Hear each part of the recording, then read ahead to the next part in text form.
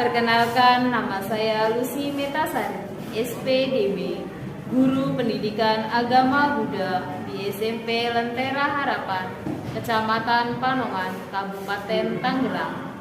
Saya sebagai mahasiswi PPG dalam jabatan tahun 2022, periode kelima di LPTK Sekolah Tinggi Agama Buddha Negeri Sriwijaya. Pada kesempatan ini, Rabu 26 Oktober 2022, saya akan melaksanakan uji kinerja praktek pembelajaran di SMP Lentera Harapan. Praktek pembelajaran ini dilaksanakan di kelas 8 dengan materi pokok para raja pendukung Buddha. Berikut video uji kinerja saya, selamat menyaksikan. Semuanya selamat pagi, Sobiyotu Namo Buddhaya. Mari kita awali pembelajaran hari ini dengan berdoa terlebih dahulu yang akan dipimpin oleh Awe. Silakan Awe. Semuanya stand up please.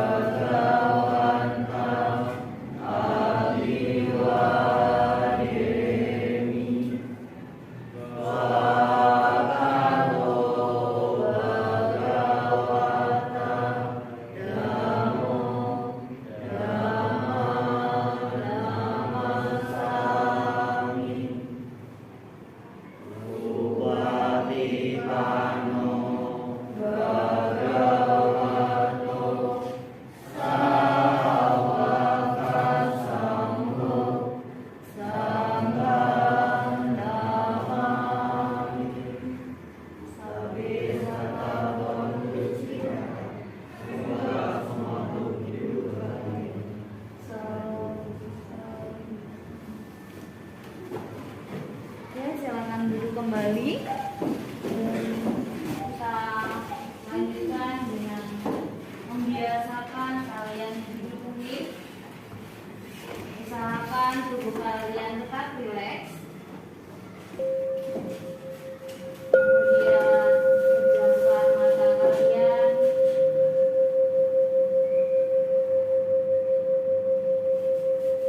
Badannya tegak.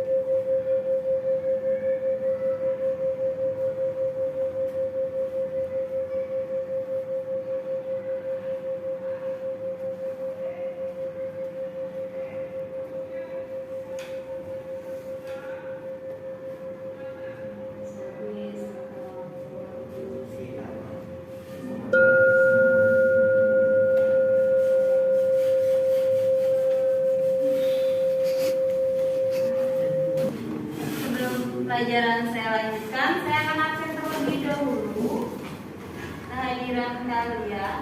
Alexandro, bagaimana kemarin hasil PTS-nya?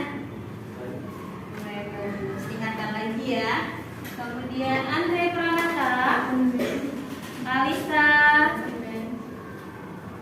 Devri, Dezen, Evelyn, Febri, Jason Hugo, Travis Glenn, Yo Kevin, Vincent, kemudian Devon,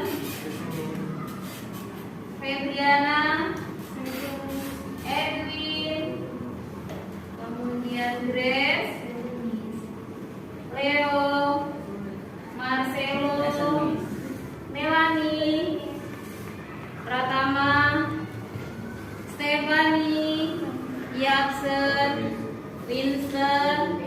Oke, thank you. Gimana hasil PTS kalian kemarin? Oke.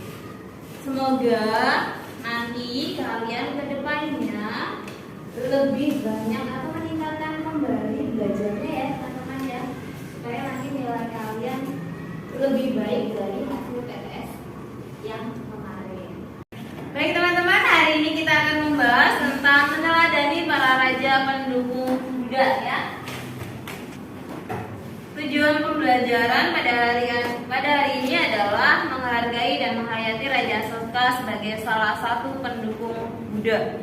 Kemudian menunjukkan sikap tanggung jawab dan percaya diri ketika berinteraksi dengan guru dan teman beserta orang tua dalam mempelajari riwayat Raja Asoka sebagai salah satu raja pendukung Buddha. Kalian juga bisa meneladani sikap-sikap Raja Asoka sebagai salah satu pendukung Buddha. Kemudian berinteraksi dengan orang tua di rumah untuk belajar dari tugas-tugas yang telah dipelajari di sekolah. Oke, sebelum kita membahas pembelajaran selanjutnya, ada beberapa peristiwa yang akan saya sampaikan ke kalian. Yang di sini kalian tahu ini peristiwa apa? Kalian tahu? Boleh angkat tangan? Oke, boleh. Peristiwa Tanjung Balai ya. Ini adalah salah satu peristiwa yang terjadi atau kerusuhan yang terjadi. Kenapa sih kita harus membahas itu? Nah, nanti kita akan membahas Raja Asoka itu sangat mencintai kedamaian ya teman-teman. Sehingga yang pertama adalah mengenai kerusuhan yang terjadi antar agama ya. Nah, ini adalah akibatnya. Apa kira-kira akibatnya teman-teman? Ada yang tahu tidak? Oke, boleh lagi. Kerusakan 2 wihara dan 8 kelenteng. Iya, kerusakan 2 wihara dan 8 kelenteng. Nah, teman-teman, kalau kalian perhatikan ya, ini kan ada kerusuhan, kemudian akibat dari kerusuhan yaitu terjadinya kerusakan, tidak adanya kerukunan antar umat beragama. Nah, nanti itu kalian akan mencari informasi per kelompok, mencari tentang informasi apa sih yang terjadi tentang kerusuhan antar agama di negara kita ya, ataupun negara lain, sesuai dengan sumber-sumber yang kalian peroleh nanti. Nah, sebelum dilanjutkan, di sini siapa yang kalian ketahui tentang raja para pendukung Buddha? Ada berapa? Yo, dibuka buku paketnya. Dibuka buku paket kalian.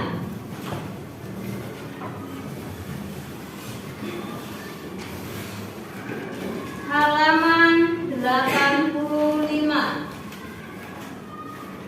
Siapa saja kira-kira raja-raja yang mendukung ajaran Buddha atau Buddha Dhamma berkembang? Oke, Bu.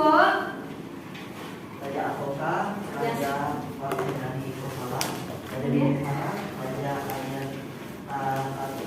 Oke, ada 4 raja ya teman-teman ya.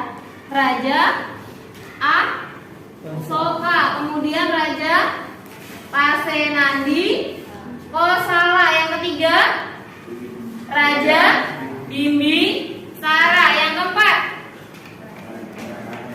Raja Ajata satu ya. Oke. Nah, kemudian ini adalah raja-raja pendukung Buddha. Ada Raja Asoka, kemudian Pasenadi, kemudian ada Bimbisara, kemudian ada Raja Ajata satu ya teman-teman ya.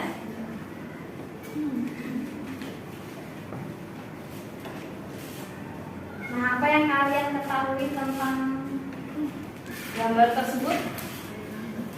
Itu gambar siapa teman-teman? Raja Asoka.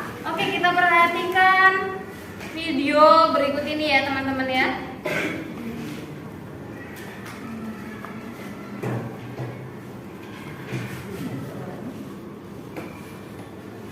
Baik teman-teman, kita perhatikan video mengenai Raja Asoka. Sejarah kapan beliau mulai mengenal ajaran Buddha, kemudian sampai mencintai tentang Asoka yang agung adalah penguasa kerajaan Maurya Gupta dari tahun 273 sampai dengan 232 sebelum Masehi. Asoka adalah salah satu raja terkuat di India. Dia adalah pemimpin pertama Bharata atau India kuno setelah Mahabharata yang menyatukan dan memerintah wilayah yang sangat luas, bahkan melampaui batas-batas wilayah kedaulatan India dewasa ini, meliputi Afghanistan, Bangladesh, dan di selatan sampai sejauh Misor hingga Persia. Peran Asoka bagi penyebaran agama Buddha begitu penting. Melalui dukungan Asoka, agama ini menyebar luas ke berbagai wilayah dunia. Michael Hart dalam bukunya 100 tokoh paling berpengaruh di dunia menempatkannya di urutan ke-53. Hart mengungkapkan bahwa hampir mustahil Buddha bisa menyebar dan berkembang menjadi salah satu agama di dunia tanpa peran Asoka. Asoka adalah putra dari Raja Bindusara Kerajaan Maurya dengan seorang selir bernama Subadrangi yang kemudian dikenal dengan nama Dharma. Ia memiliki seorang adik yang bernama Vitasoka. Nama Asoka dalam bahasa Sangsakerta berarti tanpa duka. Menurut catatan sejarah, Asoka dilahirkan pada tahun 304 sebelum Masehi saat kakeknya Chandragupta Maurya masih hidup. Ia pandai dan menguasai ilmu pengetahuan, berburu serta berperang. Hal ini membuatnya sangat disayangi oleh sang kakek Chandragupta Maurya, pendiri dinasti Maurya yang menguasai sebagian besar wilayah India, sekaligus pendiri imperium pertama dalam sejarah India. Pada masa remaja, Asoka tumbuh menjadi seorang prajurit tangguh yang sering memimpin pasukan kerajaan di medan pertempuran. Kemampuannya yang hebat dalam berperang membuat saudara-saudaranya yang lain menjadi iri hati dan khawatir kalau Asoka akan menjadi pewaris tahta. Merasa posisinya terancam, putra sulung Raja Bindusara yang bernama Pangeran Susima mengusulkan kepada ayahnya agar mengirim Asoka memadamkan pemberontakan di daerah Taksasila. Akhirnya Asoka berangkatlah ke Taksasila, di mana Pangeran Susima adalah gubernurnya. Taksasila adalah sebuah daerah yang bergejolak karena penduduknya adalah suku bangsa Yunani India yang suka berperang, dan juga karena pemerintahan Pangeran Susima yang kacau. Sesampainya di Taksasila, milisi dan penduduk menyambutnya dengan tangan terbuka tanpa pertumpahan darah. Asoka pun pulang membawa kemenangan yang membuat saudara-saudaranya semakin cemas. Berbagai fitnah dilakukan Susima untuk menghasut Raja Bindusara agar membenci Asoka. Raja Bindusara yang terhasut kemudian membuang Asoka keluar kerajaan. Asoka yang kecewa dengan keputusan ayahnya lantas pergi ke Kalingga dan menyembunyikan jati dirinya.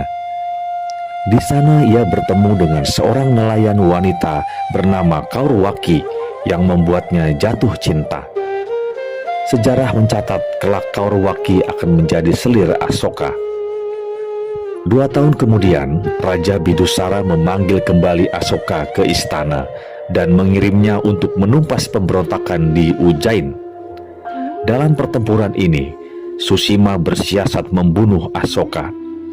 Sengitnya pertempuran membuat Asoka terluka parah. Untuk mengobati lukanya, para prajurit yang setia menyembunyikan keberadaannya dari mata-mata Susima. Selama sakit, Asoka dirawat oleh Devi, putri saudagar Widisa, seorang penganut Buddha yang kemudian menjadi istrinya. Setelah berhasil menaklukkan Ujjain, Asoka memboyong istrinya ke Pataliputra. Akan tetapi pernikahannya dengan seorang wanita penganut Buddha itu ditentang oleh ayahnya. Ia pun diusir dari Pataliputra dan diangkat menjadi gubernur di Ujjain. Tahun berikutnya, Raja Bindusara meninggal. Penasehat pribadinya bersama sekelompok menteri mengangkat Asoka menjadi raja. Saudara-saudara Asoka yang tidak menyetujui keputusan itu mulai memberontak secara diam-diam. Konon, Asoka memenggal kepala semua kakak-kakaknya, termasuk Sushima, dan membuangnya ke sebuah sumur. Pada tahun 273 sebelum Masehi, Asoka dinobatkan menjadi raja. Setelah naik tahta, ia mulai memperluas wilayah kekuasaannya. Dari perbatasan yang sekarang disebut Bangladesh dan Assam di India Timur, sampai daerah-daerah di Iran dan Afghanistan di barat, sampai ujung Jazirah India di sebelah selatan. Salah seorang saudara Asoka yang memberontak melarikan diri ke Kalingga dan memimpin pemberontakan di sana. Asoka mengirim pasukan yang dipimpin salah seorang panglima perangnya. Namun pasukannya kalah dan melarikan diri berkat kecerdikan panglima perang Kalingga. Asoka sangat marah dan langsung memimpin sebuah pasukan terbesar yang belum pernah ada dalam sejarah India saat itu. Kalingga melawannya dengan sengit, tetapi mereka bukan tandingan pasukan perang Asoka yang sangat kuat. Seluruh wilayah Kalingga dijarah dan dihancurkan. Sekitar 100.000 prajurit Kalingga tewas, sedangkan prajurit Asoka yang tewas kurang lebih 10.000. Ribuan pria dan wanita penduduk Kalingga ditawan dan dibuang. Rupanya, pertempuran di Kalingga pada tahun 265 sampai dengan 263 sebelum Masehi itu menjadi titik balik bagi kehidupan Asoka. Satu hari setelah peperangan usai, Asoka menjelajah kota.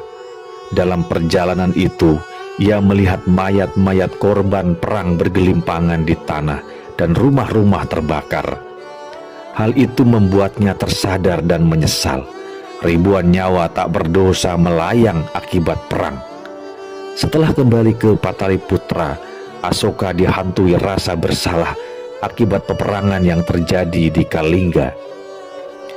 Tidak tahan melihat kekejaman suaminya, Devi memilih pergi meninggalkan Asoka. Sepeninggal istrinya, Asoka pergi dari istana dan mulai mengembara.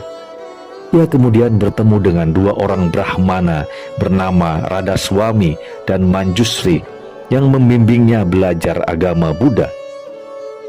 Sejak memeluk ajaran Buddha, Asoka membangun ribuan candi atau stupa dan vihara sebagai tempat ibadah para pengikutnya. Selama sisa masa pemerintahannya, ia menganut kebijakan anti kekerasan, ahimsa, dan menjadi vegetarian. Penyembelihan dan penyiksaan terhadap hewan dilarang.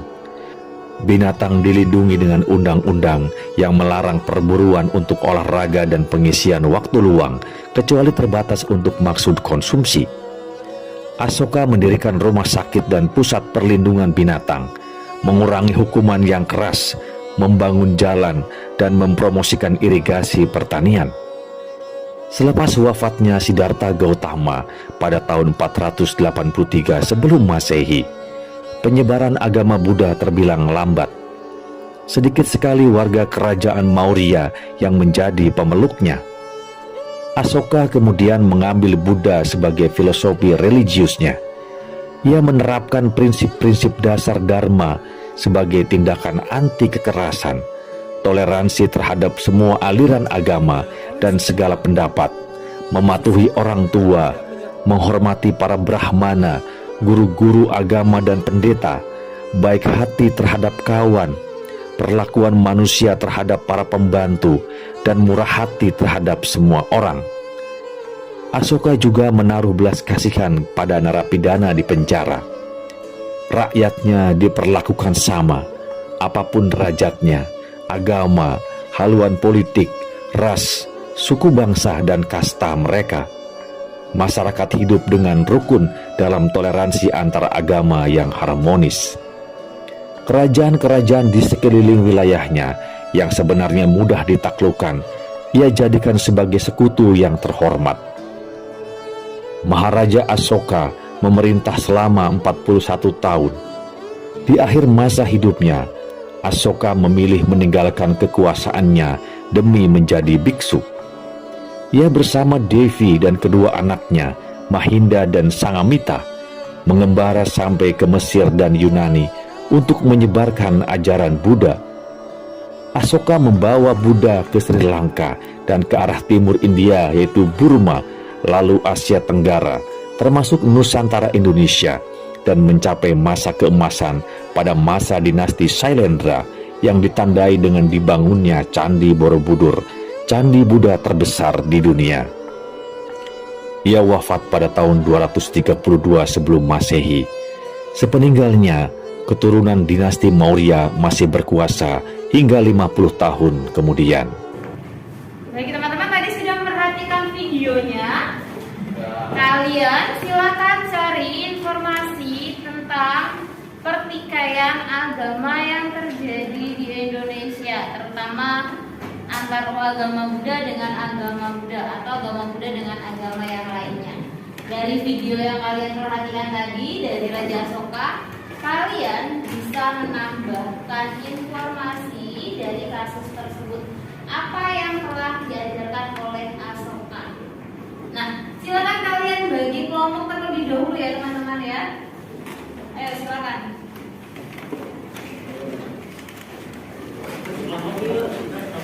Ya, siapa kelompok kalian? Silakan. Duduknya berkelompok ya. Silakan teman-teman.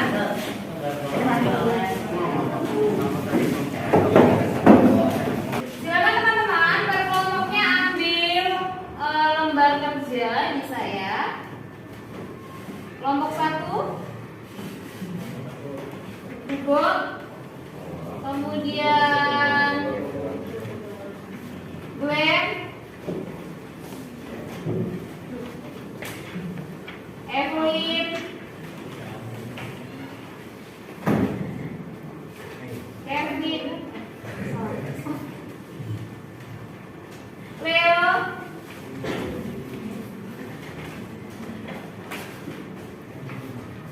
kemudian Febriana,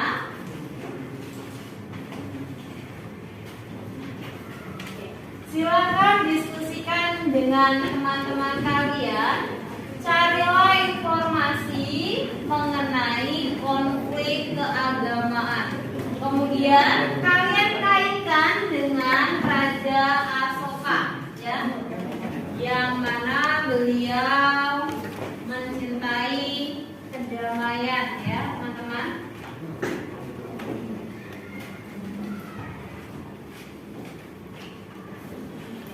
Oke, silakan teman-teman, kalian juga mencari tentang peran remaja Buddhis untuk menjaga toleransi beragama ya, seperti yang diajarkan oleh Raja Asoka.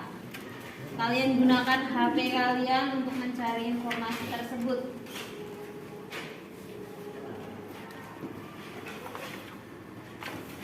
Sudah dapat?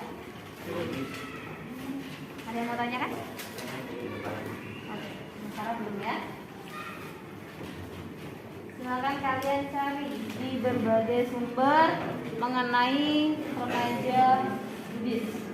Perannya itu apa untuk menjaga toleransi? Ada yang mau tanya tidak?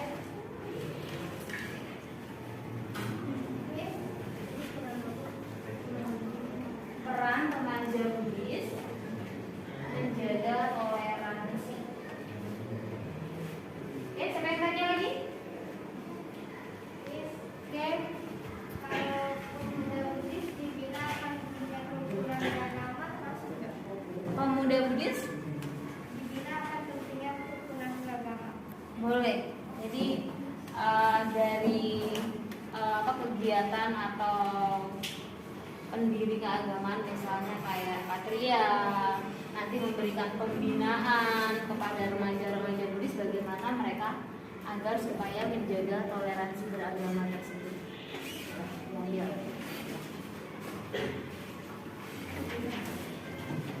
Ada lagi? Dilanjutkan ya.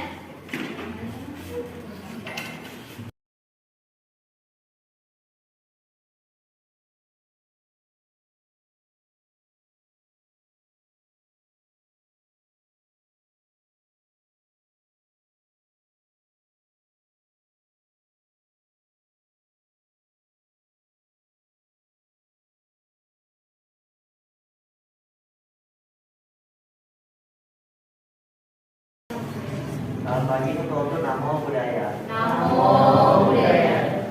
Kami kali ini kami akan membahas konflik Muslim dengan Nasrani di Aceh yang mengelompokkan saya sendiri yang Tunggu, Suadi, Pertama, Devibung, dan Stefani. Oke, kami di sini.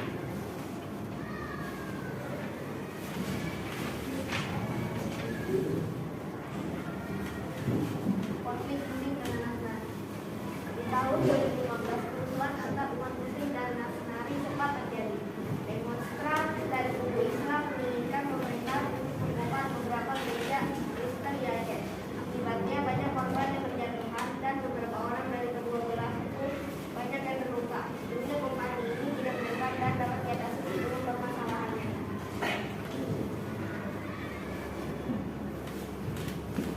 Konflik agama. Apa itu konflik agama? Konflik agama adalah suatu pertikaian antara agama, baik sesama agama maupun agama lain. Apa penyebab dan dampak dari konflik ini? Penyebab konfliknya adalah pada awalnya juga gereja dibakar oleh Muslim karena tidak mengikuti. Gereja di provinsi itu lebih mayoritas agama Islam. Hal ini menyebabkan anggota Kristen merasa gereja menjadikannya konflik. Akibat dari konflik ini, sekitar 1.500 orang Kristen di Aceh mengungsi ke Sumatera Utara dan bermukim di desa Wamda, Pamda, Pampabarat, dan desa Murahi.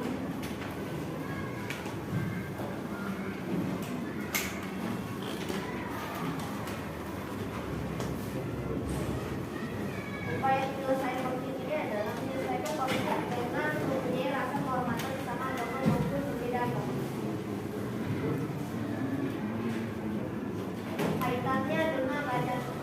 Kaitannya adalah juga menyerang orang untuk mendapatkan wilayah yang dia inginkan, namun pada akhirnya beliau menyesal dan mengutamakan cinta kasih dan toleransi dalam membina kerajaan. Upaya penyelesaian dalam agama Buddha dengan memberikan cinta kasih kepada sesama tanpa membeda-bedakan dan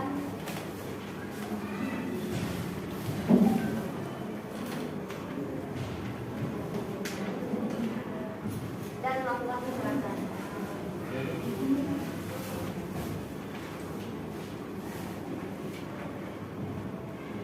Terima kasih. Sekian dari kelompok kami. Saya Santa Bauri Wisata.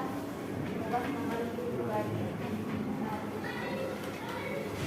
Dan apa peran remaja menjaga dan perannya adalah pemahaman tentang pergaulan baik. Tidak boleh melupakan etika dan moralitas dalam pergaulan. Memiliki semangat dalam memajukan pembangunan. Oke, terima kasih. Kita berikan aplaus buat dari kelompok Tezer.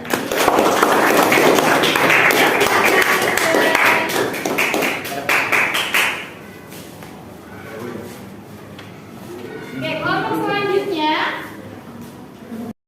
Silakan. Sudah ini. Evelyn. Oh iya. Kelompok dari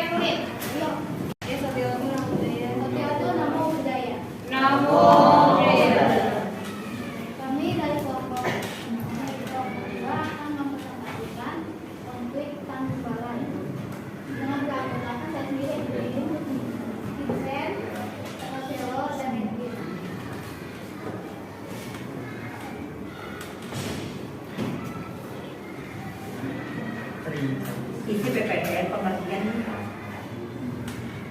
dan faktor penyebab, dampak, dan upaya penyelesaian.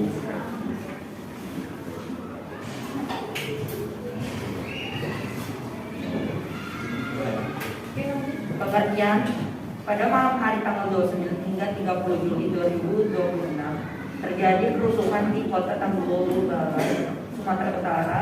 Kerusuhan meliputi 2 perkara, 8 pelecehan dan 1 yayasan sosial. Faktor penyebab konflik kerusuhan ini disulut oleh konflik agama antara umat Islam dan Buddha. Kabarnya sebagian warga Tanjung Badai merasa tersinggung setelah mendengar pemeluk agama Buddha berjalan yang membawa protes. Mereka mengeluh tentang kerasnya suara azan dari sebuah masjid lokal sehingga warga marah, bisa juga dikarenakan untuk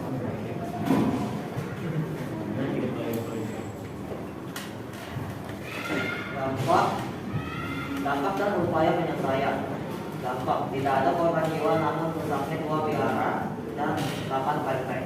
Upaya penyelesaian, situasi meredah setelah melakukan mediasi dan pihak kepolisian menangkap 7 orang yang diduga sebagai provokator dan diduga sebagai penyebab dari kerusuhan yang terjadi.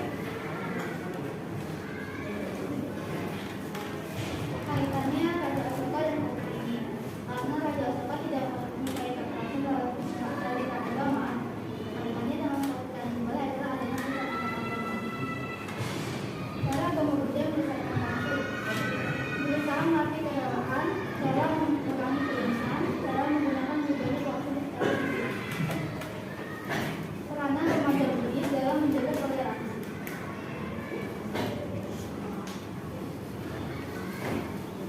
Pemahaman terhadap pergaulan yang baik bagi remaja Buddhis sangat penting sebagai generasi penerus. Para remaja Buddhis harus mampu mengikuti perkembangan dengan baik, namun mereka tidak boleh merupakan etika dan sekaligus dengan pergaulan. Selamat pagi semua, seperti waktu nama budaya. Namo Buddhaya. Hari ini saya akan mempresentasikan tentang kerusuhan atau konflik Tanjung Balai periode 29 sampai 30 Juli 2016. Pertama, pengertian konflik agama. Pertikaian antara agama baik secara sesama agama maupun dengan agama lain karena berbagai alasan, salah satunya perbedaan cara budaya. Faktor penyebabnya pasangan tersinggung dan peneguran karena merasa negatif. 3. Dampak terjadinya konflik. 2 wihara dirusak dan dibakar oleh massa yang menyebabkan kerusuhan. Ada juga 1 yayasan sosial yang serta dibakar, dirusak, dan 8 kelenteng juga dibakar dan dirusak. Upaya penyelesaian konflik dan hasilnya. Para polisi membubarkan massa yang menyebabkan kerusuhan dan 7 orang yang diduga provokator yang bertanggung jawab atas rusaknya wihara ditangkap. Kaitan dengan Raja Asoka. Raja Asoka mengajarkan kita untuk tidak membela agama lain. Namun ajaran Raja Asoka berbalik dengan kedua oknum agama dalam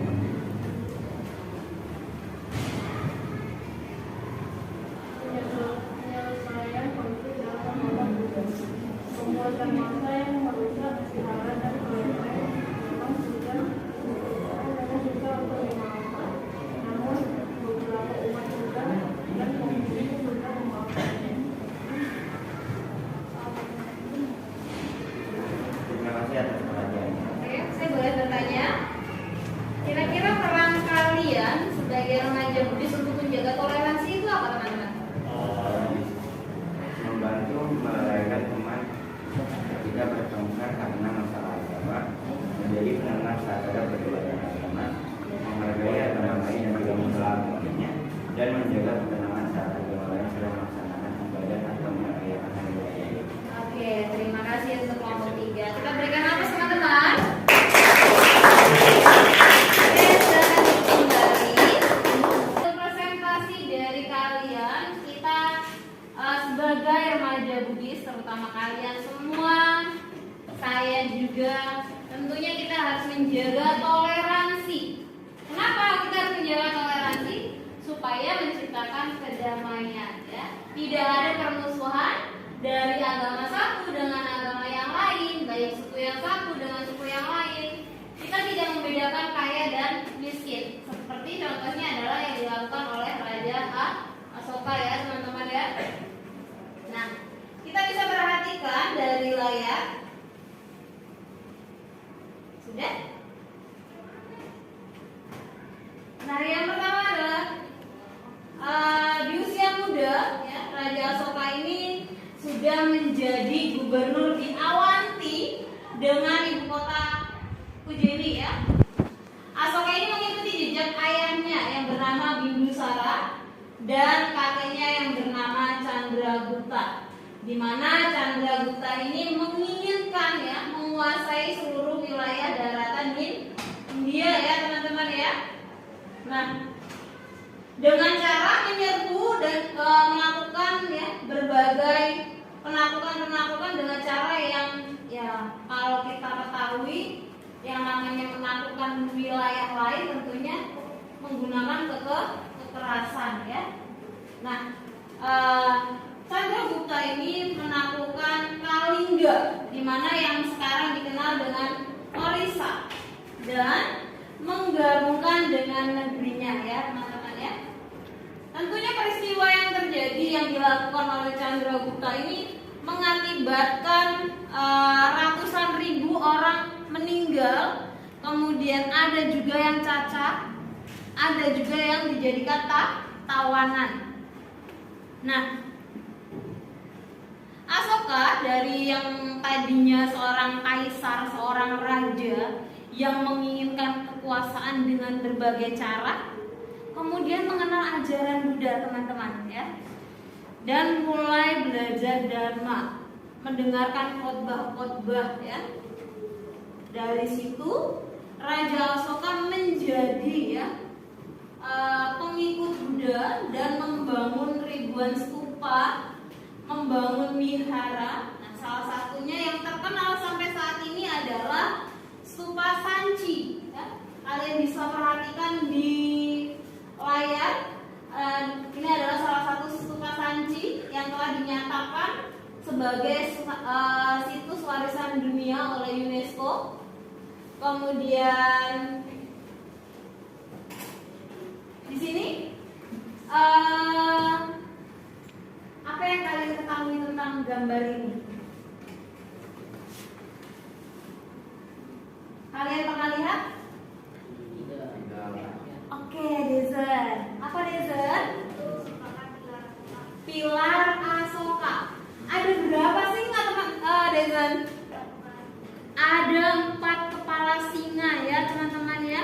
Nah, 4 kepala singa ini sebagai pilar Asoka yang terdapat di Sarnath dan dijadikan sebagai salah satu lambang nasional modern Republik India, ya teman-teman, ya. Dimana setelah mengenal ajaran Buddha, Asoka yang agung ini menerapkan ajaran anti kekerasan, ya teman-teman, ya, atau ahimsa. Kemudian bahkan pembantaian, kemudian mutilasi terhadap binatang pun dilarang atau dihapuskan oleh Raja Asoka. Di dalam kerajaan pun Raja Asoka selalu menerapkan untuk setiap orang, untuk menerapkan cinta kasih kepada semua makhluk, bukan hanya kepada manusia saja, tetapi diterapkan kepada semua makhluk, ya teman-teman, ya. Nah, selain itu Raja Asoka ini menganut hidup vegetarian, tidak memakan daging, ya teman-teman, ya. Di sini ada yang tidak makan daging. Nah, ini bisa kita contoh. Kalau yang mau, ya, boleh mencontoh menjadi orang-orang yang mengikuti cara hidup yang vegetarian, ya. Kemudian selain cara hidup yang vegetarian, Raja Asoka juga menghapuskan sistem kasta, ya. Dia mencontoh apa yang dilakukan Buddha. menyamaratakan semua kedudukan, tidak maksudnya tidak membandingkan antara kasta yang tinggi, kasta yang rendah. Nah, Raja Asoka menyamaratakan semuanya mendapatkan hak yang sama, ya. Nah, pada saat bersamaan setiap orang diberikan hak kebebasan, diberikan rasa toleransi yang tinggi, ya. Kemudian mendapatkan kesetaraan yang sama. Nah, pada suatu ketika, ya, Raja Asoka ini memanggil Nigroda untuk membabarkan atau menguraikan dhamma di istana, ya, untuk mampir ke istana. Kemudian Nigroda ini memberikan uraian dhamma. Raja Asoka menyambut Nigroda. Pembabaran dhamma ini menarik. Raja Asoka memiliki ketertarikan tersendiri. Kemudian karena ketertarikannya terhadap apa yang diucapkan oleh Nigroda ini, atas dhamma yang disampaikan oleh Nigroda ini, membuat Raja Asoka menjadi penyokong dan pelindung dari anggota sangha pada saat itu, ya teman-teman, ya.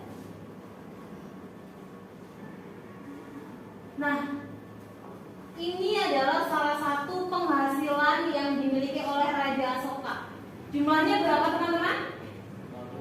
500.000. Dibagi menjadi berapa bagian? Menjadi 5. Yang pertama 100.000 diberikan kepada siapa? Kepada Nigroda untuk keperluan apapun, ya teman-teman, ya. Kemudian yang kedua, untuk apa?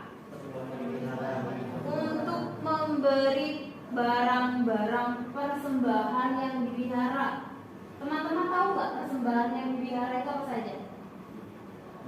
Ada bunga, kemudian dupa, kemudian lilin, ya. Kalau kita ketahui sekarang ada bunga, dupa, lilin, dan masih banyak barang-barang persembahan yang ada di altar ini diberikan biaya oleh Raja Asoka sejumlah 100.000. Kemudian yang ketiga, untuk apa, teman-teman? Untuk anggota sangga, ya. Kemudian yang keempat, untuk perkembangan agama Buddha. Jadi selama Nigroda membabarkan dhamma, menyebarkan ajaran Buddha, biayanya disokong oleh Raja Asoka. Nah, yang kelima untuk apa, teman-teman? Membeli obat-obatan, ya, bagi mereka yang sedang sakit. Yang sakit itu benar-benar dirawat oleh Raja Asoka, dibiayai supaya mereka menjadi sehat kembali. Nah, itu tadi adalah 500.000 uang yang dimiliki atau harta yang dimiliki oleh Raja Asoka dibagi menjadi 5 bagian. Nah, teman-teman, ini adalah dekret dari Asoka. Yang pertama, Asoka menginginkan apa? Agar semua orang atau biku, baik itu umat awam, membaca dan mempraktekkan ajaran Buddha di dalam kehidupan sehari-hari. Nah, dengan berbuat demikian, maka baik pria, baik wanita akan menjadi orang yang lebih baik lagi dari hari ke hari, ya. Kemudian Raja Asoka juga memberikan penghormatan kepada Tiratana.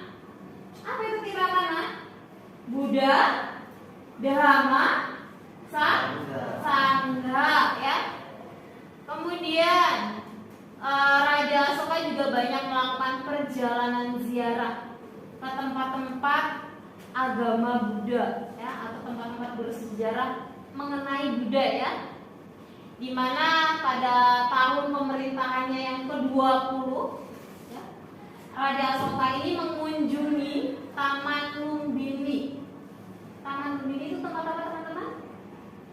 Lahirnya Pangeran Siddhartha. Kemudian ke Buddhagaya.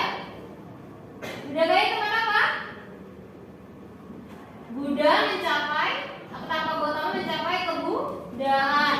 Kemudian ke Binares. Di sini beliau membabarkan dhamma kepada 5 orang petapa yang pertama kali, ya. Jadi tangan rusa isi pakanan. Dan di Kusinara, tempat di mana Buddha wafat atau parinibbana, ya teman-teman ya. Nah, ketika berkunjung ke tempat-tempat suci ini, Raja Asoka ini mendirikan pilar Asoka, kemudian mendirikan wihara, mendirikan stupa dan bangunan-bangunan lain untuk memberikan penghormatan kepada Buddha, ya.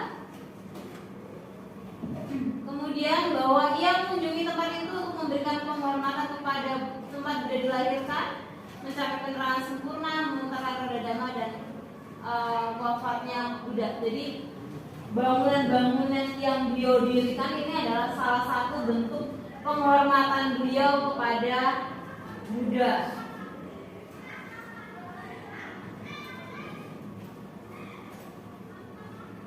Nah, teman-teman, ini ada beberapa keinginan-keinginan Raja Asoka kepada rakyat-rakyatnya. Yang pertama, keinginannya apa teman-teman? Taat kepada ajaran Buddha. Ya, selain taat, kalian dianjurkan masyarakatnya atau rakyat-rakyatnya ini mempraktikkan ajaran Buddha. Kemudian yang kedua, mengembangkan rasa cinta kasih dan kasih sayang kepada semua makhluk. Kemudian yang ketiga, suka menolong orang lain. Kalian tidak pikir kalian bisa berbagi, kalian bisa berdana kepada siapa? Kepada semua makhluk. Kalau kalian punya binatang peliharaan, kalian merawat, memberi makan, nah itu adalah salah satu dana. Yang itu Waisa pelihara Katina.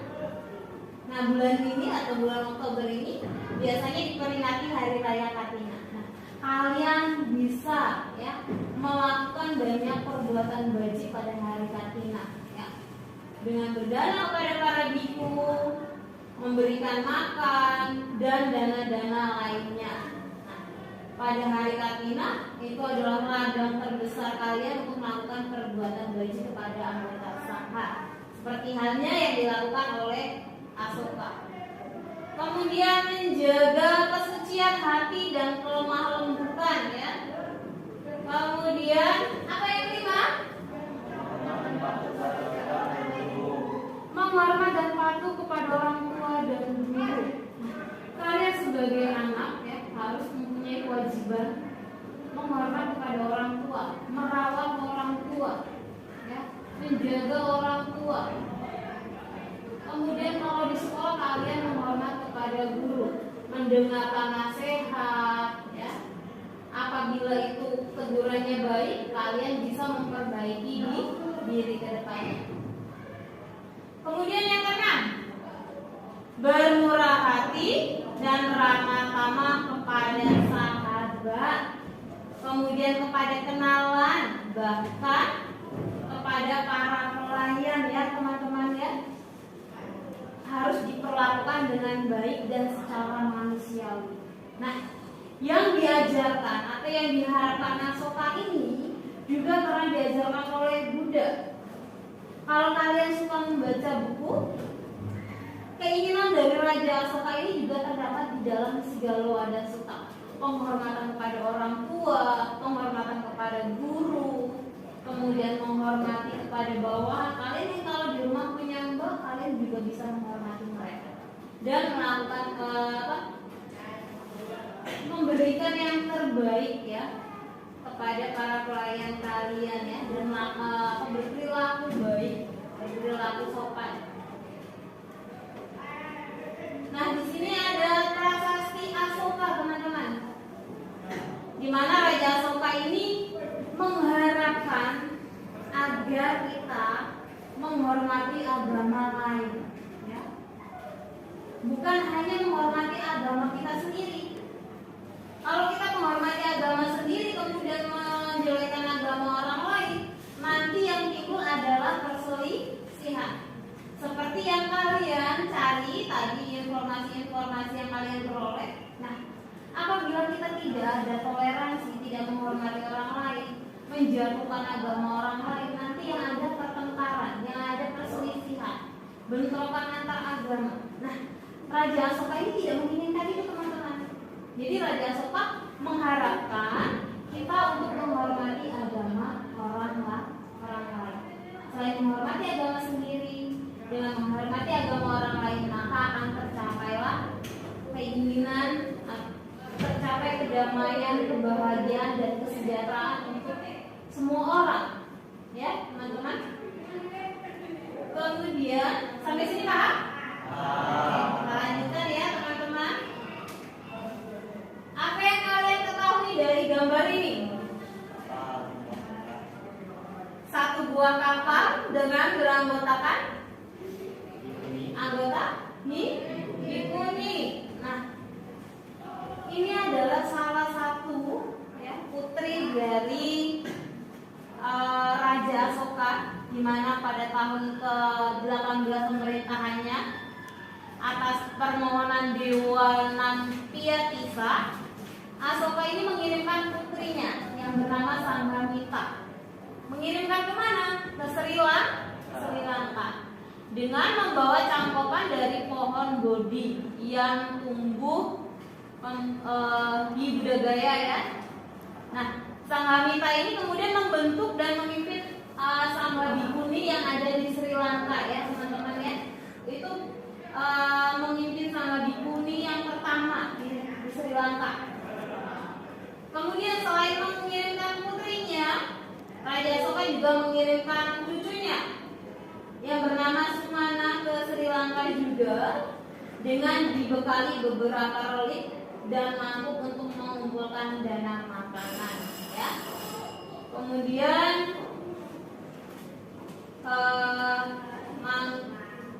yang terdapat di di berbagai tempat di stupa-stupa ya, teman-teman ya. Kemudian di pemerintahan Raja Asoka yang ke-37, Raja Asoka ini dikenal dengan Dharma Asoka, di mana Raja Asoka ini mempunyai jasa besar terhadap perkembangan Buddha Dhamma di seluruh dunia. Makanya mendapat gelar Dharma Asoka. Nah, sampai di sini teman-teman ada pertanyaan? Sudah paham? Nah, minggu depan kita ulas kembali mengenai raja pendukung Buddha yang lainnya. Minggu depan kita akan membahas tentang Raja Pasenadi.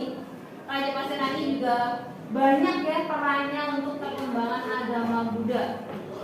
Kemudian setelah kita mempelajari materi tentang Raja pendukung Buddha Asoka, hendaknya kita selalu menciptakan toleransi, menghormati agama lain, mengembangkan cinta kasih untuk semua makhluk, untuk mendapatkan kedamaian, serta kita mendapatkan kebahagiaan. Demikian yang dapat saya sampaikan. Sadhe sata bhavantu sukhita, semoga semua makhluk hidup berbahagia.